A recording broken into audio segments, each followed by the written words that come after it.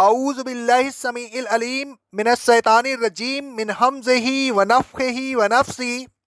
سورہ نساء کی آیت نمبر 148 اور 149 میں اللہ رب العالمین کا ارشاد گرامی ہے، اللہ اس بات کو پسند نہیں کرتا کہ کوئی کسی کی علل اعلان برائی کرے، مگر جس شخص پر ظلم کیا گیا ہے وہ ظالم کی برائی کر سکتا ہے۔ اللہ تبارک و تعالیٰ سننے والا جاننے والا ہے۔ اگر تم کسی نیکی کو ظاہر کرو یا اسے چھپاؤ یا تم کسی کی برائی کو معاف کر دو تو یہ بڑے عمدہ بات ہے۔ اللہ تبارک و تعالیٰ تمہاری برائیوں کو معاف کر دے گا، کیونکہ وہ معاف کرنے والا اور قدرت رکھنے والا ہے۔ وہ باوجود انتقام کی قدرت کے معاف کر دیتا ہے، تو تم کیوں نہ معاف کرو۔ اللہ تبارک و تعالیٰ فرماتا ہے، لا یحب اللہ الجہر بالسوء من القول۔ اللہ تبارک و تعالیٰ اس بات کو پسند نہیں کرتا کہ کسی برائی کو ظاہر کیا جائے یا اس کا اعلان کیا جائے یا اس کو شہرت دی جائے۔ اللہ تبارک و تعالیٰ فرماتا ہے سورہ النور کی آیت نمبر 19 میں، بے شک جو لوگ اس بات کو پسند کرتے ہیں کہ مومنین میں بے حیائی کی بات پھیلے، ان کے لیے دنیا اور آخرت دونوں میں دردناک عذاب ہے۔ اللہ جانتا ہے اور تم نہیں جانتے۔ اللہ تبارک و تعالیٰ کا منشا یہ ہے کہ برائی کو دبا دیا جائے، اس کا چرچا نہ کیا جائے، کسی کی پردہ دہی نہ کی جائے، کسی کے عیب کو ظاہر نہ کیا جائے، بلکہ اگر کسی کے عیب کا علم بھی ہو جائے تو عیب کو چھپایا جائے، کیونکہ رسول اللہ صلی اللہ علیہ وسلم فرماتے ہیں، صحیح بخاری اور صحیح مسلم کی حدیث ہے، جس شخص نے کسی مسلم کی عیب پوشی کی، اللہ تبارک و تعالیٰ قیامت کے دن اس کی عیب پوشی فرمائے گا۔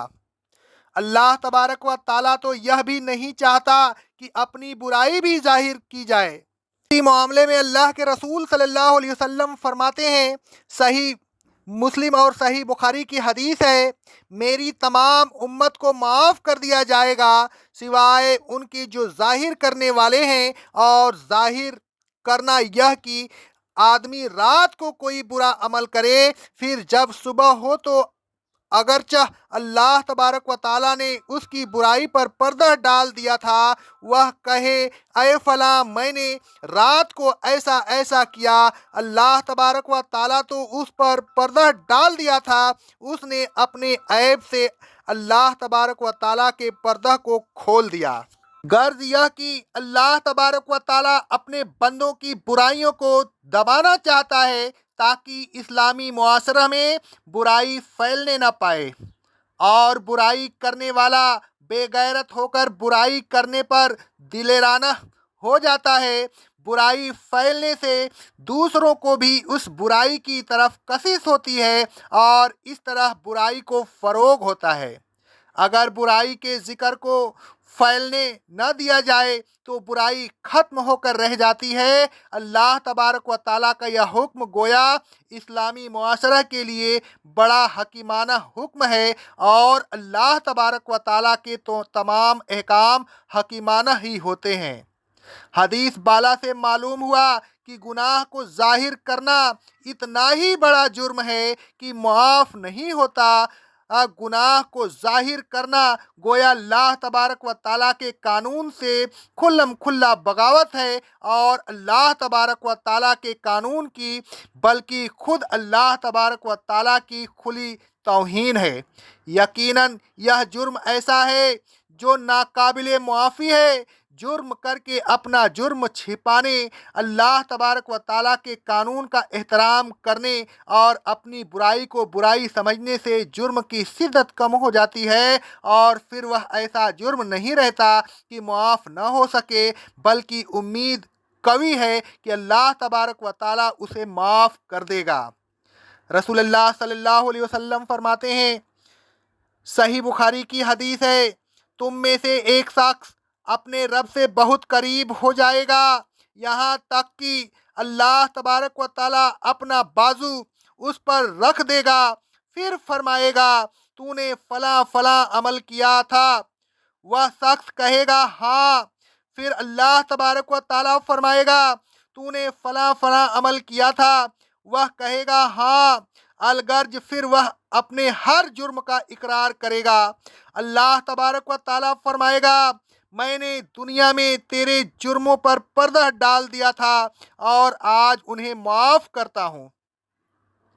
آگے اللہ رب العالمین فرماتا ہے الا من ظلم، مگر ہاں جس پر ظلم ہو، وہ ظالم کی ظلم کو اعلانیہ بیان کر سکتا ہے، وہ چارہ جوئی کر سکتا ہے اور عدالت میں جا کر ظالم کی شکایت کر سکتا ہے۔ وکان اللہ سمیعا علیما، اور اللہ تبارک و تعالی سننے والا جاننے والا ہے۔ ان تبدو خیرا او تخفوہ، اگر تم نیکی ظاہر کرو گے تو اس کا بھی اسے علم ہوگا، اور اگر چھپاؤ گے تو اس کا بھی اسے علم ہوگا۔ او تعفو عن سوء، اور اگر تم کسی کی برائی کو معاف کر دو گے تو یہ بھی ایک نیکی ہے، اس کا بھی اسے علم ہوگا۔ تمہاری نیکیاں ضائع نہیں ہوں گی، بلکہ اس سمیع العلیم کے علم میں سب محفوظ ہوگی، اور اگر کسی اور وجہ سے ضائع نہیں ہوئی تو ان سب کا اجر تمہیں ملے گا۔ عفو و درگزر ایک بہت اچھی صفت ہے، اگر مظلوم بھی ظالم کو معاف کر دے تو یہ بڑے عزم و ہمت کا کام ہے۔ اللہ تبارک و تعالی حضرت لقمان علیہ السلام کا قول نقل فرماتا ہے سورہ لقمان کی آیت نمبر 17 میں، اور جو مصیبت تجھ کو پہنچے اس پر صبر کر، بے شک یہ بڑے ہمت کے کام ہیں۔ آگے اللہ رب العالمین فرماتا ہے سورہ الشورى کی آیت نمبر 43 میں، اور جو صبر کرے اور بدلہ نہ لے بلکہ معاف کر دے تو یہ بڑے ہمت کا کام ہے۔ آگے اللہ رب العالمین فرماتا ہے سورہ الاعراف کی آیت نمبر 199 میں، اور اے رسول صلی اللہ علیہ وسلم عفو درگزر کا سیوہ اختیار کیجئے، نیک کام کا حکم دیتے رہیے اور جاہلوں سے اعراض کیجئے۔ رسول اللہ صلی اللہ علیہ وسلم فرماتے ہیں، صحیح مسلم کی حدیث ہے، معاف کرنے سے اللہ تبارک و تعالی معاف کرنے والے بندے کی کوئی چیز زیادہ نہیں کرتا سوائے عزت کے، یعنی معاف کرنے سے عزت بڑھتی ہے۔ الغرض اللہ تبارک و تعالی نے اس آیت میں معاف کرنے کی ترغیب دی ہے۔ یہ آگے فرمایا فَإِنَّ اللَّهَ كَانَ عَفُوًّا قَدِيرًا، اس لیے کہ اللہ تبارک و تعالی خود بھی معاف کرنے والا اور قدرت والا ہے۔ اللہ تبارک و تعالی باوجود قادر ہونے کے معاف کرتا ہے، تو بندوں کو بھی چاہیے وہ انتقام پر قدرت رکھنے کے باوجود معاف کر دیا کریں، اللہ تبارک و تعالی انہیں معاف کر دے گا۔ اے لوگوں، بری بات کو اعلانیہ نہ بیان کیا کیجیے، نہ کسی اور کے عیب کو ظاہر کیجیے اور نہ اپنے عیب کو ظاہر کیجیے۔ اپنے اور دوسروں کے ذاتی عیبوں پر پردہ ڈالیے۔ اے لوگوں، بہتر تو یہی ہے کہ اگر آپ پر کوئی ظلم و زیادتی کرے تو آپ اسے معاف کر دیں، اور اگر معاف کرنا نہیں چاہتے تو ظالم کے ظلم و زیادتی کو بیان کرنے یا اس کی شکایت کرنے میں آپ پر کوئی گناہ نہیں ہوگا۔